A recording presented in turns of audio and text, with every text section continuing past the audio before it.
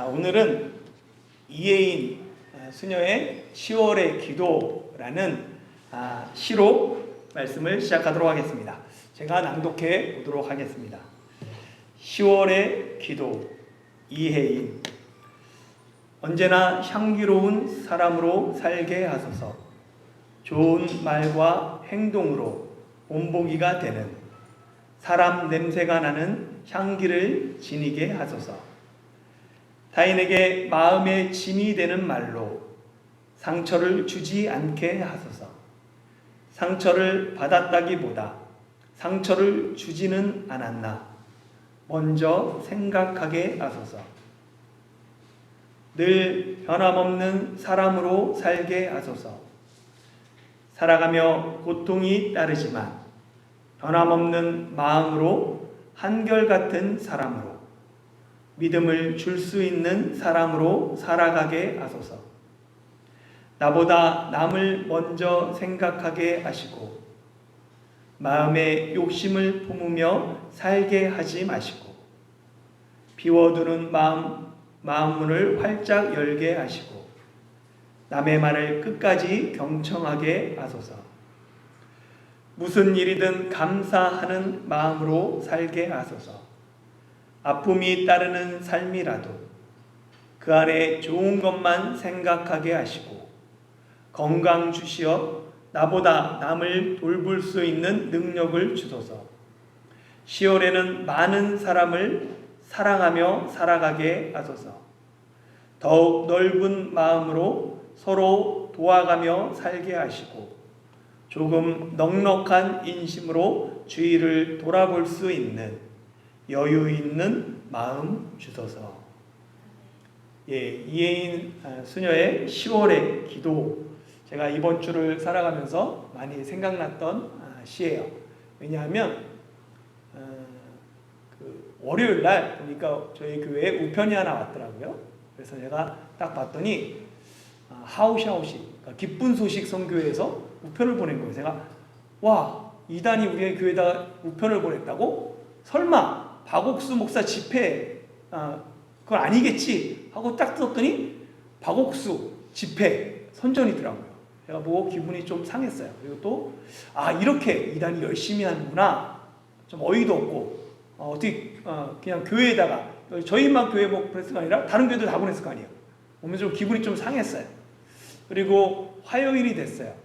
화요일 날 다른 선교사님들 그 단톡방에 글이 올라왔어요. 예전에 제가 저희 교회에 와서 경찰에 도움을 줬던 그분이 원래 보니까 사기꾼이라고, 그러면서 교회마다 다 돌아다니면서 지금 계속 그 도움을 요청하고 사람들이 계속 속고 있다고. 원래 화요일 날 제가 동해대에 있는데, 아내가 수업하고 있고 제가 동해대에 있는데, 어느 순복음교회 사모님한테 문자가 왔어요. 한국 사람 같은데 이 사람이 속이니까 속지 말고 보면 꼭 잡아서 연락을 해라, 이런 식으로 왔어요. 그다음에 이제 그 단톡방에 올라가면서 많은 사람들이 지금 그렇게 됐더라고요. 그래서 또 참 여기까지 와서 빨리 그분이 들어가셨으면 좋겠다라는 마음이 들었어요. 그리고 목요일 날 새벽 3시 몇 분에 전화가 울리더라고요. 그래서 제가 가끔 전화가 울리거든요. 그래서 그걸 받으면 제가 그냥 몇 번 그냥 뭐 얘기도 안 하고 그래가지고 그냥 받자마자 끊었어요. 그랬더니 조금 있다가 그 메시지가 오더라고요. 그러니까 거기가 코리안 처치냐고. 그래서 제가 다시 이제 메시지를 보냈죠. 맞다. 그런데 지금 몇 시냐? 나중에 아침에 연락을 해라 하고 메시지를 보냈어요. 그랬더니 아침 되니까 연락이 오더라고요. 그래서 그분이 자기가 미국에서 왔는데 교회로 오고 싶다고, 대만 분인데 한국말 못 알아들어서 괜찮냐, 못 알아들어서 안 된다 그랬더니 오고 싶다고 막 그러더라고요. 그래서 그럼 주일날 와라 하고 연락을 했어요. 그리고 이제 오늘 아침 한 7시 몇 분 됐더니 연락이 오더라고요. 그래서 지금 가도 되냐, 지금 오고 있다. 그래서 그래 알았다 하고 했더니 왔어요. 그 다음에 이제 자전거 타고 와가지고 이야기하고, 우리가 9시 반 정도 되면 그때 이제 피아노 연주 시작하면서 연습을 한다. 그러니 막 그러다가 있다가 10시 20분에 자기 그 가족들이랑 식사해야 된다고 갔어요. 대만 사람이 이렇게 예의가 없나? 최소한의 기본적으로 새벽에 4시에 전화하고 막 이런 거 보면서 기분이 좀 계속 한 주간 별로 기분이 좋지는 않았어요. 그런데 10월의 기도를 보면서 그래 좀 넉넉한 마음으로 마음을 넓히자. 그리고 좀 다른 사람의 귀를 기울여 주자 라는 마음을 다시 품게 되었습니다. 이 10월의 기도에 보면 변함없는 마음으로 한결같은 사람으로 믿음을 줄 수 있는 사람으로 살게 하소서. 이 기도를 보면서 요셉이 생각났어요. 요셉은 나이 30에 총리가 됩니다. 17살에 형들에게 팔렸으니까 13년 만에 기적 같은 일이 일어난 거예요. 요셉은 총리가 되는 그 과정이 모두가 한결같았어요. 총리가 되어서도 그 마음이 변하지 않았죠. 요셉은 주위 사람들에게 믿음을 주는 사람이었어요. 하나님이 신실하기에 하나님을 믿었던 요셉도 사람들에게 신실했습니다. 하나님의 신실함을 닮은 사람이 요셉이죠. 그래서 요셉은 두 아들을 낳고는 그들의 이름을 므낫세와 에브라임으로 짓습니다. 므낫세, 에브라임 둘 다 이집트식 이름이 아니라 시브리식 이름입니다. 요셉은 비록 이집트에서 새로운 이름, 이집트의 이름과 새로운 신분으로 살아가지만 민족의 정체성, 여호와 하나님에 대한 신앙만은 잊지 않았습니다. 그래서 자신의 신분은 변했지만 자신의 아들들에게는 그대로 시브리식 이름을 남기면서 그 안에 하나님에 대한 신앙 고백을 담습니다. 요셉은 신분과 상황과 상관없이 변함없이 한결같은 사람이었습니다. 오늘은 10월 마지막 주일이에요. 10월의 풍성함과 넉넉한 인심으로 주일을 돌아볼 수 있는 여유가 저희들 안에 있기를 바랍니다. 오늘 본문은 창세기 42장은 그때로 시작해요. 1절부터 5절 말씀 같이 한번 읽어볼까요? 예, 시작. 그때 야곱이 애굽에 곡식이 있음을 보고 아들들에게 이르되 너희는 어찌하여 서로 바라보고만 있느냐. 야곱이 또 이르되 내가 들은즉 저 애굽에 곡식이 있다 하니 너희는 그리로 가서 거기서 우리를 위하여 사오라. 그러면 우리가 살고 죽지 아니하리라 하매 요셉의 형 10사람이 애굽에서 곡식을 사려고 내려갔으나 야곱이 요셉의 아우 베냐민은 그의 형들과 함께 보내지 아니하였으니 이는 그의 생각에 재난이 그에게 미칠까 두려워함이었더라. 이스라엘의 아들들이 양식 사러 간 자 중에 있으니 가나안 땅에 기근이 있음이라. 아멘. 요셉이 보디발의 집에 팔린 창세기 39장부터 이집트의 총리가 된 41장까지 내용은 요셉이 주인공처럼 보여요. 그리고 요셉을 주인공으로 한 이야기입니다. 그러나 우리는 요셉의 이야기가 단지 요셉 개인만을 위한 이야기가 아니라는 사실을 잊지 말아야 해요. 요셉 이야기는 하나님의 큰 그림, 구속사의 그림에서 이해하고 해석해야 합니다. 하나님이 이스라엘을 큰 민족으로 만들기 위해 요셉을 미리 이집트로 보내신 것이에요. 요셉은 하나님의 구원을 예비하는 자로 보냄받은 자입니다. 그렇기 때문에 요셉이 총리가 되고 그리고 그의 아버지 야곱과 그 형제들을 이집트로 이주할 수 있는 모든 준비가 끝났을 때, 그런 상황이 준비되자 비로소 그때 야곱과 그의 아들들이 다시 등장합니다. 아브라함과 이삭과 야곱, 이 이스라엘 3대 조상의 공통점 중 하나가 모두 인생 중에 흉년을 만났다는 점이에요. 창세기 12장에서 아브라함은 하나님의 말씀을 듣고 말씀을 따라서 가나안 땅에 들어가요. 그런데 들어가자마자 그 땅에 기근을 만나게 됩니다. 그래서 그때 아브라함은 기근을 피해 가나안 땅을 벗어나 애굽 땅으로 내려가고 애굽에서 큰 어려움을 당했던 경험이 있어요. 창세기 26장에서 이삭 때에 또다시 가나안 땅에 기근이 찾아옵니다. 그때 하나님은 이삭에게 말씀하세요. 애굽으로 내려가지 말고 가나안 땅에 머물러라. 이 하나님의 말씀에 이삭이 순종합니다. 그리고 그 해에 농사하여 100배가 거두고 마침내 그 땅에서 거부가 되죠. 그리고 이제 창세기 42장에 야곱 때에 또다시 가나안 땅에 기근이 찾아옵니다. 누구나 인생에 한 번쯤은 큰 기근을 만나요. 내가 하나님을 믿는다고 인생에 흉년이 없는 것이 아닙니다. 비록 그곳이 하나님이 말씀하신 땅, 하나님의 약속의 땅일지라도 그곳에도 기근이 있어요. 내가 하나님의 말씀에 순종했다고 인생의 흉년이 나만 건너뛰지 않습니다. 내가 믿음으로 살고 하나님과 동행하는 삶을 살아도 내 인생에도 흉년이 찾아옵니다. 10길 물속은 알아도 한 길 사람 속은 모르죠. 그런데 그 한 길 사람 속이 드러날 때가 있다라고 제가 말씀드렸어요. 하루아침에 부와 권력이 생겼을 때 감춰져 있던 속사람이 드러나기도 합니다. 반대로 인생에 생각지도 못한 기근을 만났을 때, 내 힘으로 해결할 수 없는 문제 앞에 부딪혔을 때 내 속에 감춰져 있던 그 속사람이 드러나기도 하죠. 요셉은 전자와 같은 상황이었어요. 하루아침에 부와 권력이 생겼습니다. 그런데 그 요셉은 하루아침에 생긴 그 힘을 가지고 자신의 복수를 하는 데 사용하지 않죠.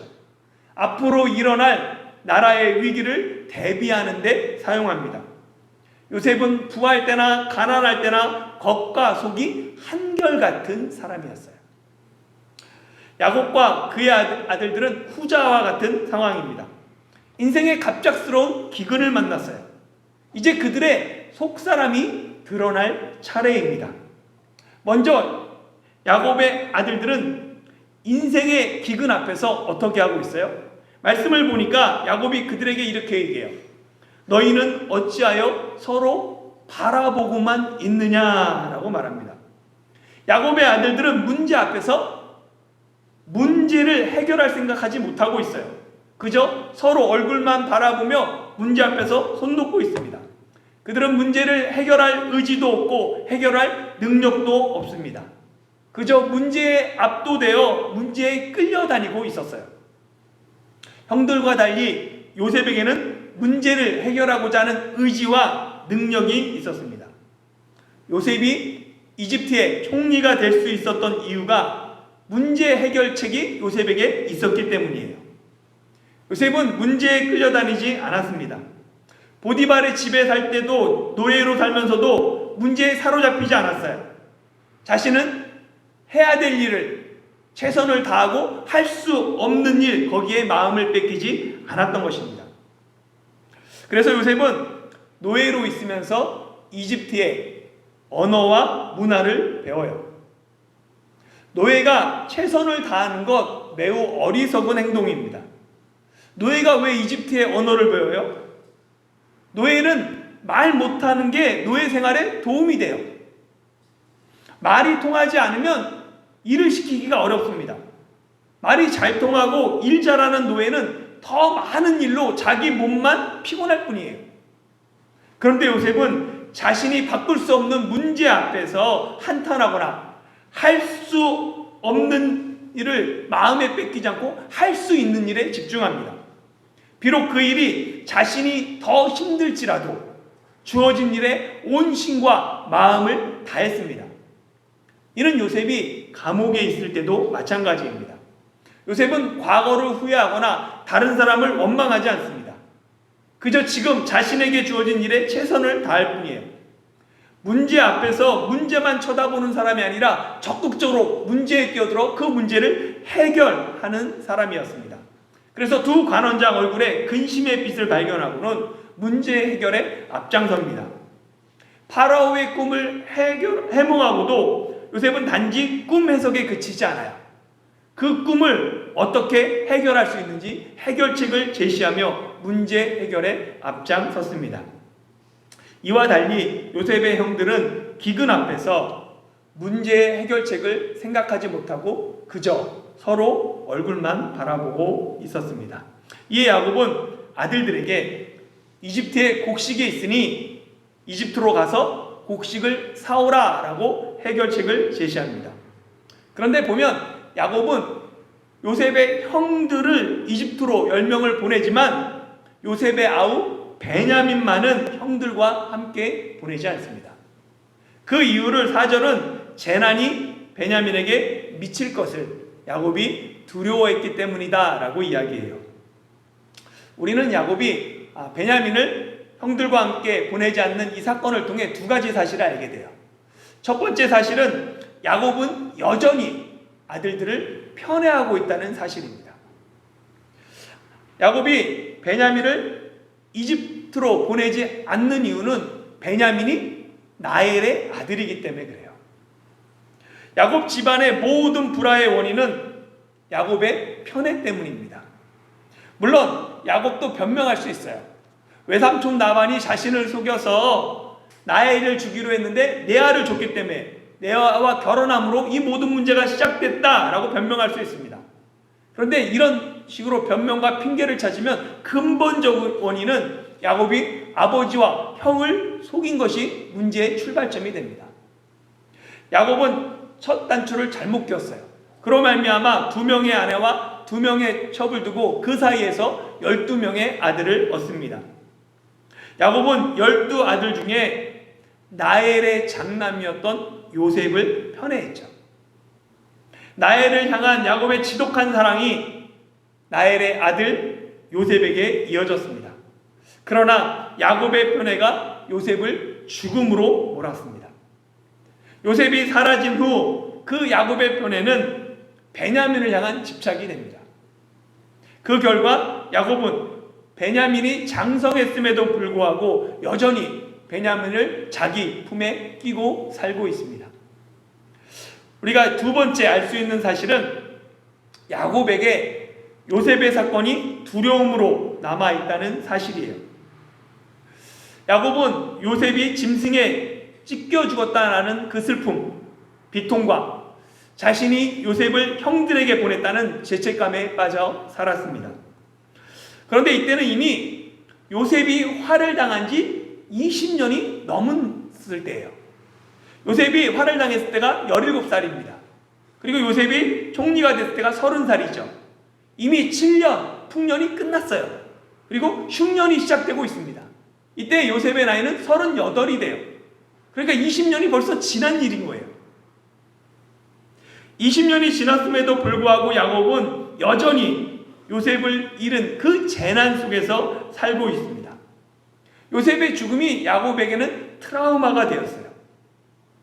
야곱은 라헬의 하나밖에 남지 않은 아들인 베냐민을 잃을까 두렵습니다. 요셉을 잃었던 것처럼 베냐민을 잃을까 두려워서 이집트로 보내지 못하고 있는 것이죠. 오늘은 이태원 참사 1주기가 되는 날입니다. 자식을 잃은 상처 20년이 지나도 치유되지 않습니다. 자식이 다시 돌아오지 않는 이상 부모에게는 평생 죽을 때까지 상처로 남습니다. 야곱과 같은 믿음의 사람도 자식의 죽음이 20년이 지나도록 트라우마로 남았어요. 요셉은 야곱을 잃기 전에 17살의 어린 요셉을 홀로 형들에게 보냈어요. 그러나 요셉의 사건이 있고 난 후에는 이미 베냐민은 장성했어요. 그럼에도 불구하고 형들과 함께 보내지 못합니다. 또 베냐민을 잃을까 하는 두려움, 그 트라우마가 야곱에게 남아있고 그 트라우마를 안고 야곱은 계속해서 살아가고 있었습니다. 그러나 결국 야곱은 베냐민을 향한 그 집착을 내려놓아야 합니다. 복잡하게 얽히고 설킨 야곱 집안의 불행과 불화를 해결하기 위해서는 가장 먼저 야곱이 이 문제를 해결해야 돼요. 야곱의 편애가 계속되는 한 가정의 불화는 언제든 다시 터지는 시한폭탄과 같습니다. 야곱은 라헬의 아들들을 향한 집착과 편애를 내려놓고 다른 아내들에게 용서를 구하고 다른 아들들에게 용서를 구해야 합니다. 그런데 야곱은 기근 앞에서 아들들을 향해서는 왜 눈치만 보고 있느냐 소리치면서도 자기 잘못에 대해서는 돌아보지 않습니다. 하나님은 야곱이 마지막까지 포기하지 못하는 베냐민을 내려놓길 원하세요. 하나님은 야곱이 트라우마를 극복하기를 원하십니다. 야곱이 이스라엘의 12지파의 조상이 되는 마지막 훈련이 이 트라우마를 극복하고 집착과 편애의 상징인 베냐민을 내려놓는 것입니다. 깨어진 야곱 가정이 온전히 하나 되기 위해서는 먼저 야곱의 회개가 있어야 되고 그와 함께 형들의 회개가 뒤따라야 합니다. 형들이 요셉을 향한 잘못을 인정하고 요셉에게 용서를 구할 때 형제 간의 온전한 화해가 일어납니다. 요셉이 혼자 일방적으로 잘못도 인정하지 않는 형들을 용서한다고 그것이 진정한 의미의 용서와 화해가 아닙니다. 온전한 회개와 회복은 형들이 자기 죄를 인정하고 죄를 자복하고 요셉에게 진심으로 용서를 구할 때 가능합니다. 이를 위해 요셉은 형들을 정당꾼으로 몰아갑니다. 우리 사회에 일어난 여러 참사들을 생각하면서 치유와 회복의 첫걸음은 잘못을 인정하고 용서를 구하는 거예요. 우리 사회가 갈등과 분열의 장이 아니라 치유와 화해, 용서와 회복의 장이 되기 위해서는 자기 잘못을 인정하고 책임지는 사람들이 있어야 합니다. 진정으로 용서를 구하며 책임지는 사람, 그런 사람이 단 한 사람도 없기 때문에 유가족은 더 깊은 상처를 받고 있습니다. 10월의 기도처럼 조금 넉넉한 인심으로 주의를 돌아볼 수 있는 그런 여유 있는 마음을 주시기를 기도합니다.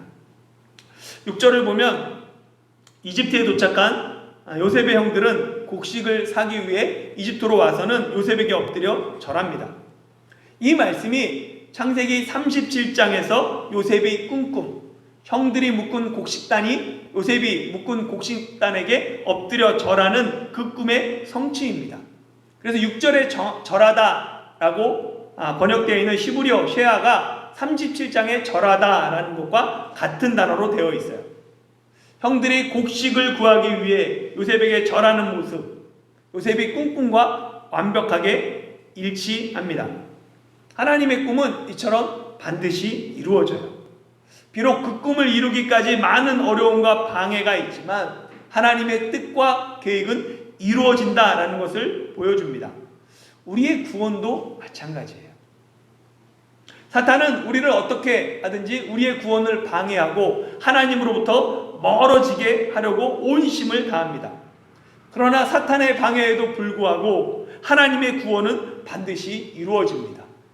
사도 바울이 로마서 8장에서 이야기하는 것처럼 내가 확신하노니 사망이나 생명이나 천사들이나 권세자들이나 현재일이나 장래일이나 능력이나 높음이나 기쁨이나 다른 어떤 피조물이라도 우리를 우리 주 예수 그리스도 안에 있는 하나님의 사랑에서 끊을 수 없습니다.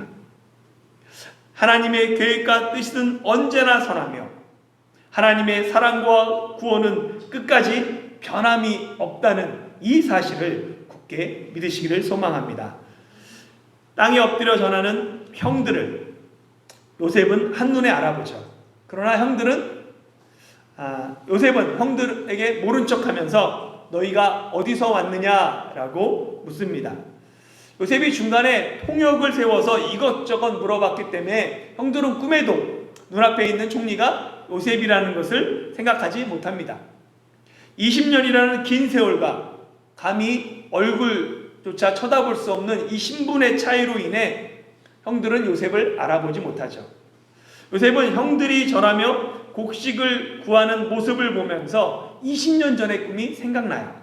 지금까지 요셉은 그 꿈조차 생각하지 않고 정말로 고된 삶을 살아왔습니다. 죄수로, 노예로 자유가 없는 삶을 살았고 총리가 돼서도 흉년을 준비하기 위해 바쁜 시간을 보냈어요. 얼마나 바쁘게 지냈는지 그 아들 이름을 므낫세라고 지었죠. 아버지의 온 집의 일을 잊을 정도로 요셉은 앞만 보고 열심히 달려왔습니다.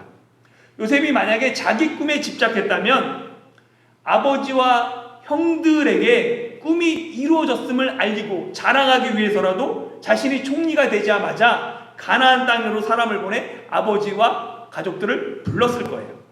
왜냐하면 그 땅에 이제 흉년이 들 거니까. 그러나 요셉은 꿈에 집착하지 않았습니다. 때가 되면 하나님이 일하실 것을 믿으며 변함없이 그저 주어진 일에 최선을 다했습니다. 비록 하나님이 어떻게 일하실지 알지 못하지만 하나님의 계획과 뜻을 믿으며 그저 주어진 자리에서 최선을 다했습니다. 그리고 때가 되니까 하나님이 그 꿈을 이루어 주셨습니다. 요셉은 내 힘으로 꿈을 이루려고 하지 않았어요. 그저 먼저 하나님의 나라와 하나님의 의를 구했습니다. 그러니까 하나님께서 모든 것을 요셉에게 더해 주셨습니다. 요셉은 형들이 곡식을 구하기 위해 자신에게 절하는 그 모습을 보면서 지금까지 잊고 있었던 지난 꿈이 생각났던 것입니다. 꿈을 생각한 요셉은 형들을 추궁하며 정탐꾼으로 몰아요. 이집트는 늘 아시아 계통의 민족들에게 침략당할 위험에 놓여 있었습니다. 그러다 보니 외국에서 온 나그네에게 좀 이렇게 편하게 친근하게 대하지 않고 배타적이었죠. 특히 흉년을 타서 그 틈을 노려서 첩자들이 숨어들 수 있었기 때문에 곡식을 구하러 온 외국인들을 더욱 경계했습니다. 그렇게 총리가 너희가 정탐꾼이다 라고 의심하는 말은 잘못했다가는 자신들의 생명을 잃을 수도 있는 위험한 심각한 상황이었습니다. 그래서 깜짝 놀란 형들은 요셉을 내 주라고 극진하게 부르면서 자신들이 첩자가 아니다 라고 강하게 부인합니다. 형들은 자신들이 단지 곡물을 사러 왔다 라고 밝히면서 자신들은 한 사람의 아들이다 라고 강조해요. 비록 이런 수가 많지만 자신들은 이집트 땅을 정탐하는 사람이 아니라 한 사람의 아들로 신분이 확실한 자들이다 라고 말하지만 요셉은 계속해서 그들을 정탐꾼으로 봅니다. 요셉이 형들을 정탐꾼으로 모른 이유는 형들이 자신을 팔았던 과거를 뉘우쳤는지 확인하기 위함이에요. 계속되는 추궁에 형들이 자신이 형제라는 것을 말하기 위해 증명하기 위해 자신들의 배경을 털어놓습니다. 우리는 12형제로 막내는 지금 10명이 왔지만 막내는 아버지와 함께 있고 또 하나는 없어졌다라고 말하죠. 형들은 요셉이 없어졌다라고 말합니다. 그러나 진실은 요셉이 없어진 게 아니에요. 진실은 뭐였냐면 형들이 요셉을 팔았던 거죠. 형들은 지금까지 단 한 번도 자신들이 요셉을 팔았음을 누구에게도 말한 적이 없습니다. 심지어 아버지에게는 요셉이 죽었다라고 말했죠. 형들은 자신들이 앞에 있는 총리가 자신들이 팔았던 요셉이라는 것을 꿈에도 생각하지 못하고 또다시 진실을 감춥니다.